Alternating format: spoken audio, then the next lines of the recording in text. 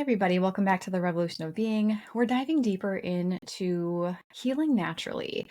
And this is specifically for those who are maybe dealing with autoimmune style symptoms, inflammation, just not feeling like themselves. And maybe you've been medically gaslit by your doctors saying, like, it's just anxiety, it's normal hormonal changes, oh, your labs are fine.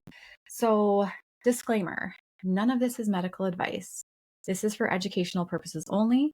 And take what resonates, leave the rest. We just want to empower you with the information that we've learned over our combined, 25, 30 years of knowledge in this realm, probably even a lot more than that, and really kind of help you begin to understand how to take back control in your health journey. And so to kind of launch in, we talked a bit last week about, some of the markers of autoimmunity, specifically with like Hashimoto's and things like that. But what I think people don't fully understand is that autoimmunity is a spectrum. So I had a Dutch test run years ago, and it's kind of the pinnacle test for testing cortisol and hormones. It's a saliva and urine test, and it tracks your progress over 24 hours. You take specific testing at, I think it's like 3 or 4 different times during the day. And then it basically gives you this really detailed report, ideally read to you by like a functional doctor or naturopath. And it starts to give you ideas of like what's going on in your body. Where are the imbalances? Do you have pre-autoimmune markers? And like what's kind of going on in your system? So autoimmunity though is a spectrum, right? So when I got the test result back in 2021ish, I think it was, I had a positive ANA. Now that's a marker for autoimmune. That basically means there's something in my body creating an attack on my system within my system. I didn't know that. And it wasn't explained to me what that was. Like I was already into autoimmune or at least pre-autoimmune at that point. So if you have a positive ANA, that's telling you that there's some attack happening in your body. Now, there's some variance of opinions by different providers saying, yep, you absolutely have autoimmune. And others are like, it's showing that this is starting. For me, I think it was showing this is starting. I didn't know that. So I carried on, not really taking too much seriously, and really threw my body into quite a tailspin. So if you have that test done, know that you need more information. So, you may not get a diagnosis right then that you have lupus or Sjogren's or Hashi's. There may not be definitive tests that show you anything more specifically yet, but it's saying your system's under attack somewhere. And so a lot of people, like myself, I lived in that pre-autoimmune phase for a long time. And again, it really amplified. I started to really notice it in 2020 after having had COVID, being on the front lines as a nurse with just tremendous amounts of stress. So a lot of the symptoms that I had were really in alignment with kind of the pre-autoimmune symptoms. I had really bad brain fog. I had on and off headaches. I just felt not like myself. I was very short of breath. So high cortisol, right? I'm thinking at that point. And I just kind of was like, things aren't working. I just don't have the energy I used to have. I'd work out and I'd get more fatigued and I just feel kind of worse after. Again, spiking the cortisol. For others, though, it can present like migraines. It can present that you have joint pain that's unexplained. You can have eczema or skin rashes. And, again, it's like symptoms that kind of come and go. The doctors can't explain. It's like they're there one week and then they're not another week. And you're just kind of like, I don't know, this is a moving target. So, as mentioned, the ANA test is really what you want to look at. And so that's going to give you more information showing the immune involvement attacking cells. And again, it's not in and of itself diagnostic alone. You need more digging to kind of figure out what's happening, but there already is immune system dysregulation. And for those who are dealing with it, it's seen for people who have Hashimoto's, who have Sjogren's, who have scleroderma, post-viral illnesses like long COVID. So there's a massive uptick in this because of long COVID. And again, you may have had COVID once and maybe not had it too bad, but you just haven't been able to shake how you felt since. And that could be some pre-autoimmune activity happening. So it is dismissed by a lot of providers in and of itself because you might have other labs that look pretty unremarkable. But that is one you absolutely need to take and get follow-up on. And again, had I known this 4 years ago, 5 years ago, I would have launched into investigating a lot more, but it was kind of brushed under the rug. Like, yeah, it's positive, but it's just a sign of inflammation. And I just thought it was like, oh, it'll get better. I didn't realize like this is a sign of pre-autoimmune developing and that I needed to do more advocating for my health. So you don't have to wait for a diagnosis. In fact, I encourage you not to. You can already have that immune dysfunction starting, even though maybe you're not like sick enough to get an autoimmune diagnosis. This is the perfect time where you're in kind of what they say like pre-autoimmune or maybe like stage 1 or 2 autoimmunity, where things are looking okay, but you're feeling it in your system, and that test is confirming something's happening. So please, if anything from right now, advocate for more information when you get that test if it's positive. If it's negative and you still don't feel well, that's still a sign there's something going on that you want to test. And that might just mean that you have chronically high cortisol, right? So you have chronically high cortisol or something else in your system that's stressing your body, but maybe it hasn't tripped into autoimmune or positive antibodies yet. So somewhere you'll start to get kind of some clues. And with the right provider, they're going to know what direction to take you in. But the Dutch test it's not cheap. I think I paid like $500 4 years ago. It's an investment, but it gave me so much information and, DHEA levels, which are really important in the overall functioning of your, like adrenal system and sex hormones and all these things. So when you have dysregulation on these, there's a reason. And a trained professional really should be able to, and again, if they're worth any weight, they should kind of know what to do with that. Ideally, not just throwing supplements at you, but helping you dig to the root of like, why is this happening in the first place? Yep. And on top of that, a conversation Angie and I have a lot is about the chicken and the egg. And that leads to kind of the next point is, what's coming first? A lot of times we're chasing all these symptoms and we're not getting to the root, right? I believe, and I've believed for a long time, just because of my whole journey, that a lot of the triggers for autoimmunity start in the gut. A lot of them start in the gut. And so I want to talk about that first. I'm not saying it's always the case. And I'm not a doctor, but we have a very delicate microbiome and we have a gut brain connection. So a lot of times we are regulating a lot of our system through our gut. So let's talk about leaky gut and the connection with food and autoimmunity, because if you're looking to really start trying to address maybe some of these symptoms that Angie just mentioned, or maybe you do have a diagnosis, maybe you have been diagnosed with lupus or Sjogren's or Hashimoto's or any of those, this is a really good place to start. Great place to start. So intestinal permeability, it's also known as leaky gut. So if you've ever heard anybody talk about leaky gut, what it really is, and the way I had it described to me, is your gut. I know if you can't see me, you don't see this, but there is a solid wall in your gut. So as you eat, the food goes through that intestinal tract, and there's tiny little fingers that absorb your nutrients and do whatever. Unfortunately, due to a lot of environmental factors and stress, so environment and stress, internal and external, we have intestinal permeability. We have leaky gut, and that means we have perforations along that intestinal wall. And those tiny little hair-like fingers that grab nutrients end up very flat. So there's holes, and we don't have our little fingers to grab all those nutrients that are coming through. So what's happening is you're eating something and it's leaking through your gut wall into your body. Your body's job is to get things that aren't supposed to be there. So this is not a failure on your body. Your body is doing what your body is supposed to do. It's doing its job to protect you. So when this food, these proteins, these things, even nutrients, are leaking out of your gut into your bloodstream, into your body, your immune system is coming in and attacking it. So we're activating our immune system, and this is where essentially the body begins attacking itself. This is autoimmunity. That is exactly the definition of autoimmunity. So there's this protein. I was just telling Angie before we jumped on, I've been doing this for so darn long, and I've probably heard the name of this protein, but I don't recall it. Zonulin.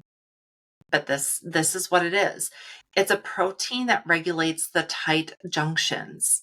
So those are those smoothness of the intestinal wall that helps keep that strong and keep it from being permeated, exposing you to all these things. And one of the biggest things that softens it, that weakens it, that creates holes in it is gluten. It's your gluten exposure. And I hate demonizing a food group because I think there's danger in that too. However, this is just the reality of it. So unfortunately, once that tolerance is broken down, the immune system becomes more hypervigilant and overreacts to everything. So think about yourself. If you have like a relationship where you're constantly walking on eggshells with somebody, or you've been broken down so long, you become more sensitive to everything. We're like exposed nerves. That's what's happening to your immune system. So now things that our bodies really were built to withstand become exaggerated attackers. And our body overreacts to it because it says, oh, that piece of bread you just ate is going to kill you. So I need to do everything I can now to attack it. And this is where we start to see all these symptoms flare up. So your gut is your firewall. It is one of your main sources of protection. And when it's breached, everything downstream, including your immune system, is going to start to malfunction. So I think we have to really just put a lot of emphasis on it, that what you put in your mouth and what you put in your body, first and foremost, is going to determine a lot of what happens next. Mhm. Yeah, and to add on to that, our gut wall has a single layer of cells protecting it. That's it. Our organs, our skin, they are multi layers, which is why, our skin can tolerate a lot more assault than our gut can. So when you think about how sensitive it is, you only have one layer of protection before it gets damaged, creating leaky gut. And to your point, stress is a huge cause of leaky gut. Emotional, physical, over exercising can cause that. Antibiotics, so if you've been sick and you've needed antibiotics, you have leaky gut. Um, Again, a lot of environmental things that you're exposed to, but we're going to just dive a little bit more into, again, we talked about this last episode, but it's worth repeating because these are things you can easily fix. And, that is bringing back, the conversation of gluten and dairy. And so gluten and dairy, as mentioned before, for those who have known autoimmunity, moderation does not work. You have to cut them completely because any amount of that just perpetuates that leaky gut issue. And this used to be thought of as pseudoscience. Doctors used to think like leaky gut was a myth. They've actually proven, they've found that this truly does happen. This is the biggest cause of autoimmunity because, again, your health starts in your gut. So, as mentioned, the gluten increases that zonulin, which, that's for people that don't even have autoimmunity. So, every single person out there is having some reaction to gluten. Now, the interesting thing is you might go to Europe and tolerate their gluten just fine because they process their gluten far differently. We use glyphosate. We actually kill our wheat while it's like alive. We kind of like flash kill it and then process it, which creates these byproducts that our bodies respond to as an invader versus a more natural process of harvesting gluten that they use in other countries. So there is a very strong link to gluten intolerance, but also like how inflaming it becomes to those specifically who have Hashimoto's, multiple sclerosis, rheumatoid arthritis, and psoriasis. So again, chicken or egg, did the gluten cause these things? Or, are you more susceptible? But I believe the gluten is a trigger that creates the inflammation that causes the autoimmunity. And again, it's not a one it's not just because you had gluten. It's a multifactorial thing. And that's where you can get into the weeds. Like, well, then what really is it? But that's such an easy thing to get rid of. So, again, just consider getting rid of it for some time. Um, and then dairy too. So the casein and whey that are in dairy are highly reactive for a lot of people. And again, there's a cross reactivity to gluten. So it creates that same inflammation response, but also that same autoimmune reaction in the body, making your system attack itself. And it also promotes a lot of mucus within the body, skin flares, congestion, and brain fog. And I recall a chiropractor years ago, my 11-year-old was diagnosed at 1 year old, 13 months with a peanut allergy and was having really bad eczema. And the chiropractor at that time said, get rid of dairy. And I didn't understand why. I had no idea why. Again, tell me why and I'll comply. But she said it causes more mucus. It could be helpful. And I didn't know that there was a deeper level of like he was having autoimmune reactions, right? And that's what allergies are, is an autoimmune reaction. And so naturally, this is a kid that doesn't really like milk. So it's really interesting that he kind of intuitively doesn't really like a lot of dairy. He'll have pizza, he'll have like mac and cheese, but prefers it just buttered noodles with, no cheese on it. So he's kind of naturally like weeding out some of the things, and not because he necessarily feels bad that he explains, but almost intuitively, like his body just doesn't want it. And so there is a myth of this moderation, right? Like, I'm only going to have gluten once in a while. There's a special occasion, there's a wedding. I really want to have some cake, or I'm just going to have a little bit of dairy in my coffee. The problem is, if you have hypersensitivity and leaky gut, that's going to cause a cascade of autoimmune reactions. So even a little bit, we discussed this in the last episode, 3 months or so for your body to clear this. So it's not a quick thing where you can just like stop it and feel better. Your body's still in a hyperreactive space for a long time. And so that's where it's best just to go without. And, um, you know, when you're on a journey, whether you're pre-autoimmune, you're dealing with high inflammation, or you have full-blown autoimmune, it is all about consistency. So it's really important to just adopt this lifestyle, and again, you might put your autoimmunity in remission and then, see if you can tolerate a little bit. However, if you're like Jess and I and you've put in the work to get to healing, it's not even worth, effing around to find out. You're just like, I've done so much to get here. I'm not going to try this. It's not worth it because you could trigger yourself right back into a flare unknowingly. And again, this is critical if you have especially Hashis.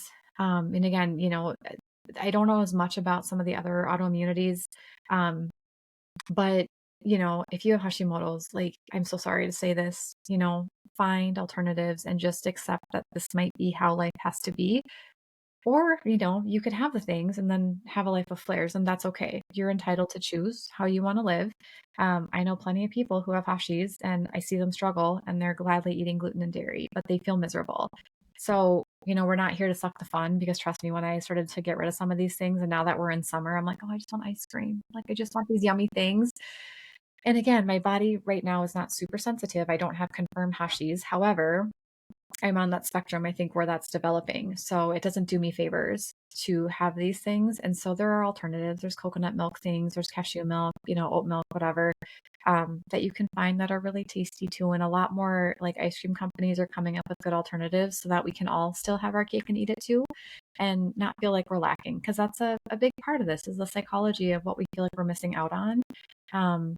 But also it's like, is it worth your health though, for that 10 minutes of joy, to feel lousy for weeks on end? I don't think so.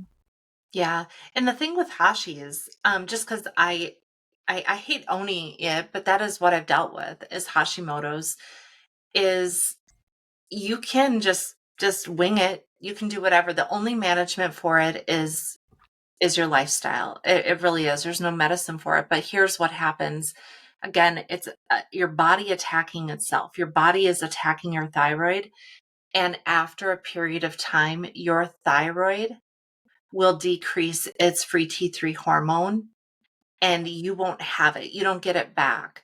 So you will either have a prescribed thyroidectomy, or you will be living on medication at an earlier rate. And again, because doctors are not well versed in this, your chance of getting adequate care is not real promising unless you find the right doctors. So if you want some purpose in this and some reason to cut it out, that's why I just don't F around and find out. I Yeah. just steer clear unless it happens by accident.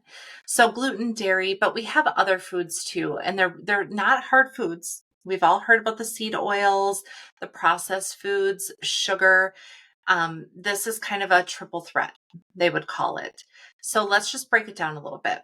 Inflammatory oils. I know this has been a big thing on the scene because we have the MAHA movement. We have people talking about seed oils and how they're so damaging. Seed oils, your canola, your soybean, your corn oils, these are highly processed oils. And it's been shown, again, for a lot of the reasons that, like our wheat and things like that, these are treated oils. They've been shown that they damage gut lining and mitochondrial health. Not only that, they don't have the heat tolerance. So on top of everything else, they become rancid at high heat. That's called your flash point for your oils. So what's interesting about this, even beyond like your gut lining and your mitochondrial health, because we are talking about a lot of these things. If you're somebody who sunburns really easily, check the foods you're eating, because a lot of times it comes down to the oils. My mind was blown when I learned that. So if you lay out in the sun and you just go from, white to red, it may be more of a food issue than it is just like who I am. Some of us have fairer skin, but I always noticed that I would burn on my stomach and my legs, but my arms and everything else would get dark brown. After I changed my diet, I tan everywhere evenly. I don't burn hardly ever. And a lot of it had to do with the food. So it's like the flashpoint. Isn't that wild? Okay. Processed sugar, blood sugar, roller coaster, and inflammation. What I love, a lot of functional medicine, health coaches, that kind of stuff, they're starting to use blood glucose monitors so people can become aware of what's happening to the spike in their blood sugar, Mm-hmm. because there is a correlation to inflammation. So if you're somebody who, let's say you love your caribou coffee and you're going to go get your like big sugary coffee drink first thing in the morning, you are opening up your day. I think like an XL sugary mocha-y thing at Caribou is like 900 calories. I've looked it up before and it's so much sugar. So you get this huge spike. It's like taking a piece of paper soaked in gasoline and throwing it on a fire. Like you get this hot rush of energy and then it's gone. It's totally empty. And so people get this huge rush and all the inflammatory markers go up, and then they crash, and then they need it again. And then the same thing happens and they crash and they need it again. So we put ourselves into inflammation. Now we're starting to lead into the talk on like type 2 diabetes and what ends up happening to people and their A1C and that kind of stuff, where these markers start to go higher. Again, a good doc is going to run that for you to let you know how close you are to those things. That's your A1C. Additives, gums, preservatives, they all get our immune system super confused. So we're talking about like MSG or natural flavors. Natural flavors is one of my favorite. What is it? I looked it up one time. It could be like 5,000 different things, by the way. You don't know what it is. They just can classify it as that. So your additives, your gums, we're talking about like guar gums and things like that. They're binders. They're things that keep things kind of together. They're really popular in even your gluten-free products, because we lose that gluten protein, which is a natural binder. So be aware of that. Preservatives, all the things that we use to keep shelf life in food. Again, eating as close to the ground as we can, shopping farmers markets, places where your exterior of your grocery store is going to be your wholest foods. If you can get away from processed foods where we have polysorbate and all these things that are going to be preservatives, we're not putting something so foreign into our body. Our body doesn't know what to do with it. I always say, would you throw sugar in your gas tank, would you fuel your car with water? Probably not. Your car wouldn't know what to do with it. So eating cleaner does equal reducing immune confusion. Figure you're a human being. Feed your body what your body requires to run. Like I said, you wouldn't put sugar in your gas tank. Yeah. And So it don't wasn't, expect your body to run on fake stuff. that's the thing, and the whole Maha movement, I hate that it's politicized, but, it's bringing to light like these problems, it was our parents' generations that began to see ultra processed foods, and it's so detrimental to our health. And if you are on Instagram, follow Vani Hari. She's the food babe. She gives a lot of education and information around what's in our food, why it matters, fake colors, all these different things, but also how the companies are getting really sneaky. Like they're changing the name of artificial colors to like amaranth and something that sounds beautiful so that people still buy their products because they want the bright Fruit Loops and they want this and that. And it is so damaging. And, my kids, I can tell when they've had artificial color, like accidentally or otherwise, because they become monsters. Like it has such a profound neurological impact on them that it's incredible, and we are knowingly putting this in our bodies. And again, this isn't to scare people, but to make you knowledgeable, and don't be fooled by something being organic because a lot of organic stuff is just as full of crap than non-organic. So, when I was looking at alternatives for creamers, the number of like high quality air quote products I found that had a ton of preservatives and fillers in there was astronomical,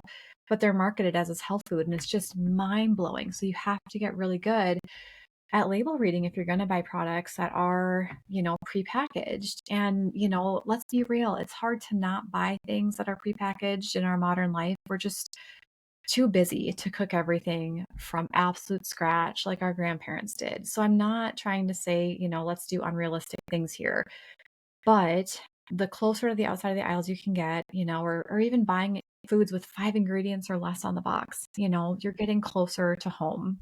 And so within that, we're talking about food. And so some of the frameworks, right, or some of the things that you can do to help if you're someone who is dealing with autoimmune or maybe you suspect, something like that is brewing.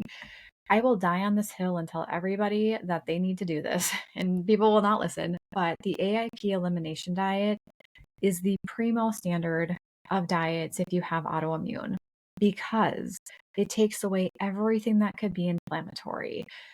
Now, that's not to say you might have a specific food trigger that's still on the list of available foods, but it takes away nearly everything else. So we're talking no sugar at all, including maple syrup, anything that spikes your blood sugar, no figs, no like healthy alternative, like healthy, air quote alternatives to sugar, no gluten, no grains whatsoever, no dairy, no soy, no coffee, no chocolate, no seeds or nuts. There's a few other, like no oils except for coconut oil or olive or avocado oil. So you're basically just eating like, and no legumes. That was hard too, because like beans, you can't have beans. I did that for 3 months last year. I felt incredible. It completely reversed my symptoms. And, you know, these are meant to be short term interventions to kind of get ahead of the inflammation. Now, what I found is, you can't go back into the same lifestyle that made you sick. That was my mistake. I, went into summer and started eating the things that just were not super helpful. Symptoms came right back. So it really is about like, how can I sustain this and more of maybe like a paleo diet or like Mediterranean, something that like blue zone, like countries and areas use, which is more close to nature food. So it's not to say beans are bad. I know for me, they give me headaches right now. So I can't do beans, and dairy and gluten. And so there's a few things I know just are triggers for me. So with the AIP elimination diet, the best book I've read on this is called Beat Autoimmune by Palmer Kippola. And she does a great job explaining like autoimmune processes, how to help them through lifestyle and diet and supplementation, but also like specifically how to utilize the AIP elimination diet. Now, the AIP elimination diet is the most extreme diet I've seen on the market as far as like it's removing pretty much everything inflammatory. It sucks, not gonna lie. It's not fun. However, 3 days in, I felt so good, I did not care. My food cravings were gone. I saw inflammation rapidly drop. I didn't want to eat food aside from like the hunger cues of naturally nourishing the body. There was no like emotional attachment. Um, but it's hard. Now there are ways to do like a modified AIP diet that's not the full autoimmune. So if you're someone who's like, okay, I can't commit to that. I travel too much for work, or I already have to cook all my family's meals. How am I going to cook mine separately? Because that's what I had to do. Like my husband cooked, the meals for the kids and him. I had my own full diet. So every Sunday I'd prepare stuff for the week. And then usually midweek I'd do like another, like flow of cooking. Um, there are ways to do a modified AIP diet, where you're taking out like some of the top offenders, but you're not going all the way. So maybe you're doing dairy free, gluten free, soy free, and then, like caffeine. So you're doing a couple of the big ones, like in sugar, you can do that. And you still might have your grains and, some of the other things you want that are fulfilling, but you're not doing it as extreme. So there's ways you can do that. And Google and ChatGPT are really helpful for meal planning. If you're like, I want to do more of an anti-inflammatory diet, like a standard AIP diet, is a really great one. The elimination, AIP elimination is the more extreme one. There's also a low histamine diet. So this would really qualify for somebody who is having migraines, who maybe they have like hives randomly, or sometimes they'll be called geographical hives. So you'll get hives like you'll scratch, and then suddenly you'll have hives where you scratch. That's a response of histamine, like high histamine mast cell activation in your body. So also people might have more flushing. They just feel kind of hot and sweaty, or anxiety. So that's pertaining to gut dysbiosis, mast cell activation, also leaky gut, or just like a toxin overloaded system. And so that's going to be removing high histamine foods. That one also kind of sucks. So no wine, no beer, which is easy for a lot of us that are already on this path, not drinking. But, chocolate has histamine, leftovers have histamine. So ideally, you're cooking everything fresh or flash freezing your food after you're done. There's, quite a few foods like eggs have histamine. There's a lot of foods that have higher histamine. So again, you're removing those things short term just to kind of get the inflammation under control. And then ideally, like slowly every few days, reintroducing a new food just to see if your body can tolerate it. So, the cool thing is these short term interventions work so well at reducing inflammation pretty quickly within months that this is not meant to be long term. But again, you can't go back to eating like a D bag like I did. I learned that the hard way. Like, you can't throw yourself back into eating, things you want because you're traveling. Like I should have been more mindful. And that was, a great learning experience for me. And then there's more of like the paleo or Whole30 diet, which was really popularized in the last couple of years. And that's again less restrictive. So it's removing your grains, your dairy, your sugar, and processed food. So it's really got whole foods. And, a lot of people find great success on that. So again, people do that for like a month, and just kind of notice a change in their body. A lot of doctors will say, again, not medical advice, simply what I've read. A lot of doctors will say at minimum, commit to this for a month, but you might need like 6 months or longer on a protocol like this if you're really in a state of high distress with your inflammation. So you're going to have to listen to your body, rather than like obsessing about the time duration that you're on for these things. And also, listen to your body over the labels, because just because the label reads like it's organic or healthy does not mean your body is tolerating it. So if you eat something and within, an hour notice a headache, or notice like your tummy is starting to bubble up with gas or bloating, your body's not tolerating that well. But again, the best way to know is that some kind of an elimination diet and food journal. And that's what I did, because sometimes what you can find is that you may have a delayed reaction. And so you don't notice symptoms until the next day. And then you're like, oh gosh, what did I eat yesterday? But then if you have it written down, you can kind of more pinpoint, like, oh, I had that dish that had the spice in it. I wonder if that's it. So you eat it the next day, you notice the same thing. And you're like, oh, must be it. And you kind of put the pieces together and become a really good investigator. So the goal is, again, this is not a forever thing, but it is to help you uncover the things that are making your body go into attack and inflammation, but also to help your body recognize like safe foods and proper digestion. Mm-hmm. Yeah, I feel like I've done every diet under the sun, and I want to share that a little bit with you, just on my journey of doing this for about 20 years. I have, just done like the gluten, the dairy. And so I'm gonna echo what Angie said. It is probably the easiest place to start. And once you kind of get over that hump and you start to understand why you're doing it, then the soy becomes a little easier. And you'll do things like food prep and whatever, and you may just take that avenue for a while. It did start like that for me. I eventually ended up going grain free because I had a friend who was a chiropractor, and I was still struggling with some of my symptoms because I had Hashimoto's. And she said, I think maybe grain free would be very beneficial for you at this point. And I took that and I ran with it and I did that. I was on a paleo diet for a very long time. I was doing paleo a long, long time ago. And that's how I cooked for my whole family. I raised my boys on a paleo diet. I made a lot of dishes with that. And some were great and some weren't, but I made pizza crust from scratch with cauliflower. I did all sorts of things like that. I would make a naan bread that used coconut flour and coconut oil. There are some wonderful cookbooks out there that you can just change some of your recipes. I would make shepherd's pie, but it would be with cauliflower versus potatoes, that kind of thing. So I have a lot of these recipes because I've done it for so long. I've done a high raw diet. That was really interesting. Only raw foods. I ended up in a sodium deficiency because of that. So just FYI, sodium, potassium, don't mess around with it. I have done ketogenic. I have done the AIP. I have done the low histamine. I've done the FODMAP. I've done them all. And they all played a different role on my journey. But here's where I landed. So 20 years of doing this, I started to learn what my body needed when it needed.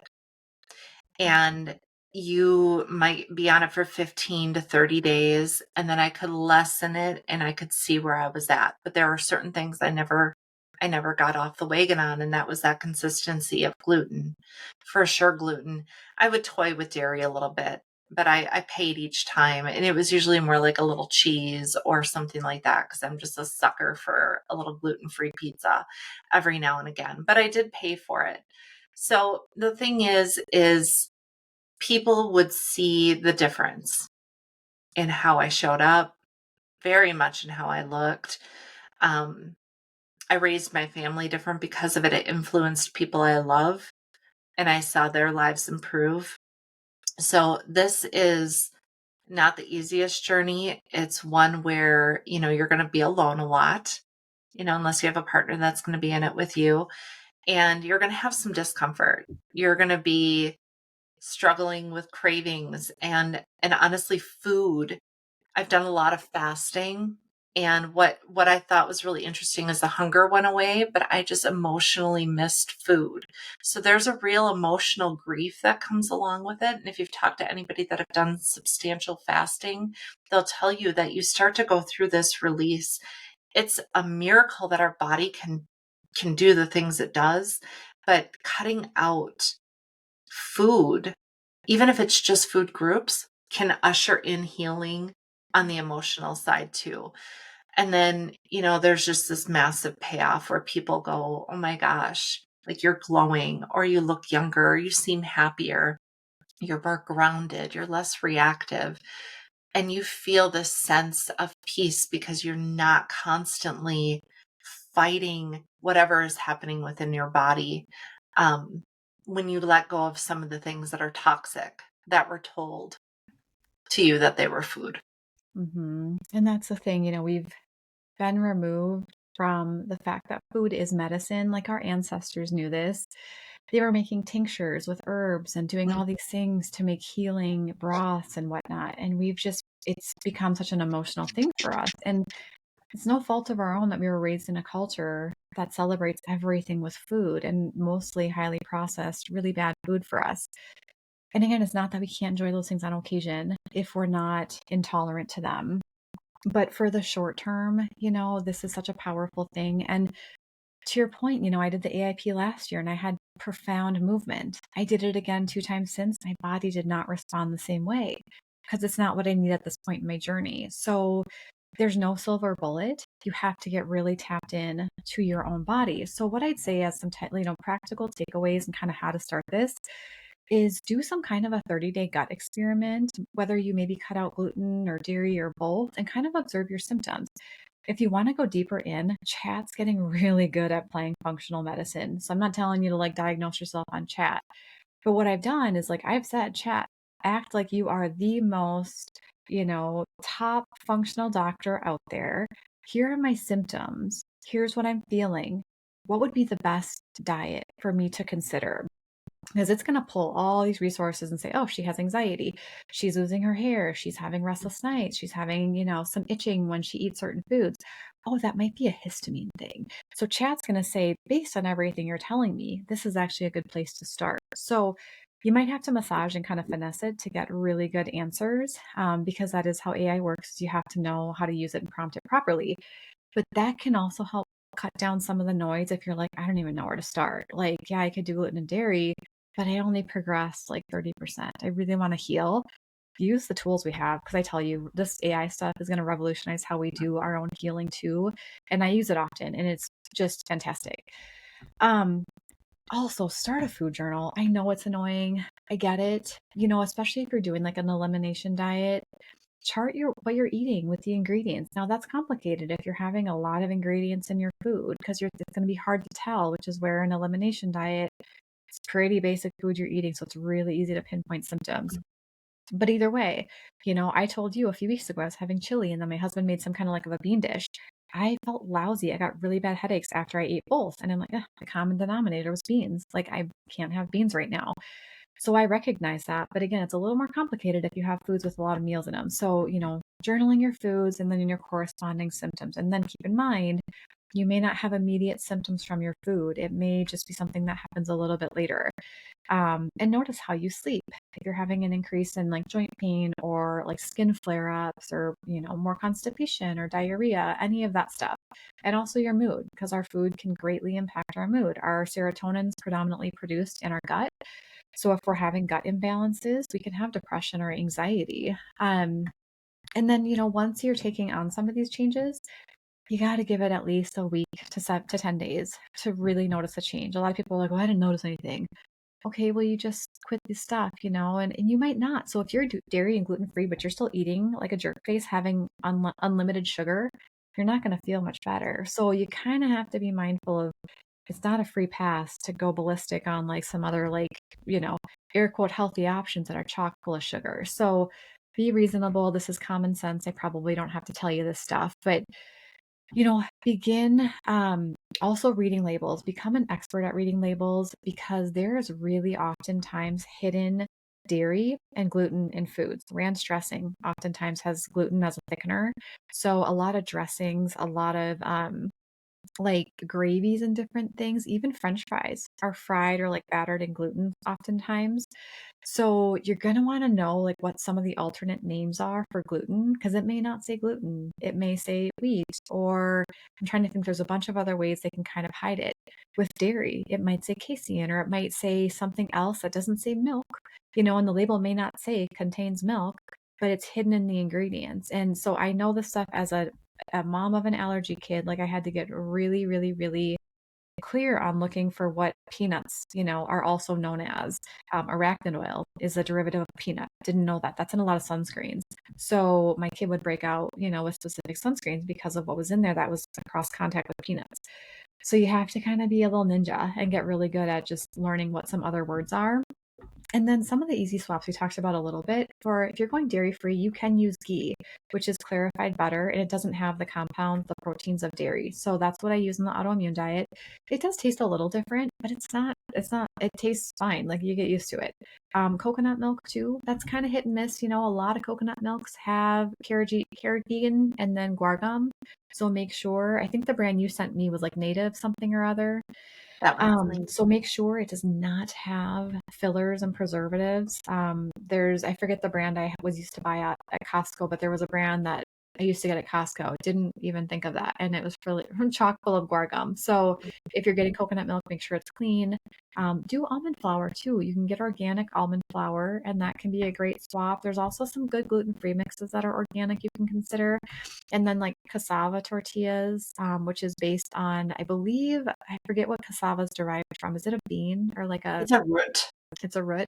Mhm. So, and like Siete brand has some really tasty cassava chips that are really good alternatives to corn. So if you want like tortilla chips, those are delicious.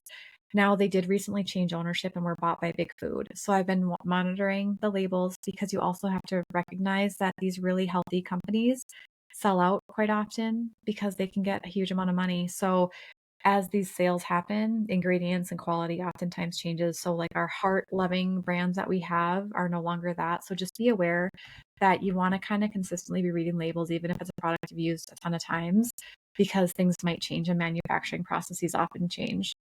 Yeah, and consistency is the key. You have to be consistent.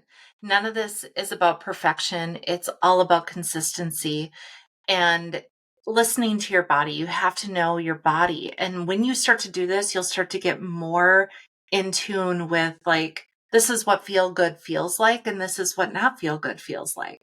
A lot of people live in the not feel good and think that's normal or that's what it is. So you'll stop silencing that noise with more of the junk foods and you'll start listening instead and maybe make those shifts. I always say 80-20. 80%, 20%. Do it right 80% of the time. Allow 20% to be your life. Pick and choose what's going to be always there because there might be a gluten and dairy thing like I do. And don't over stress the rest. Mhm. But there is a time and a place for everything. I had to be very strict for a while. And then I got to loosen up. And now I have a very happy balance. So I I hope this hits people in the fields. I hope that they see value in this because it's complicated and we've done a lot of work with it. Um, Again, not medical advice, but this is just sound, good choices. Your life, it will change. If you're not doing this, your life will change. Yeah, thanks for tuning in, everybody. We'll keep this rolling on our next episode and we'll see you then. See you then.